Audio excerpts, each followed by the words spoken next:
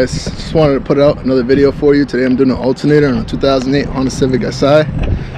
Just wanted to point out some things you guys can go through or would end up seeing. So if you check it out, this bolt here got stripped out. See that?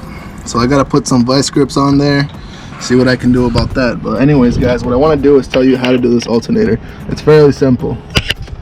As we know, the alternator sits right here. You got 3 bolts. You got the top one and you got 2 lower ones right there. Reason why I'm doing it is because of the infamous bearing noise on this pulley here. This is the new one. If you can see closely, it's got a crack as well. The new one does not. Alright guys,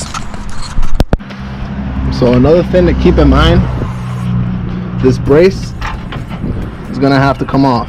Not completely. Push it to the side and you have access. There's a lot of space in here because our fan shroud, I took it out. You have to. If you want to do the alternator, you have to take it out. Alright guys, we got the new alternator in. I'm sorry my camera died. I wanted to show you guys how to take this out, but I don't have time.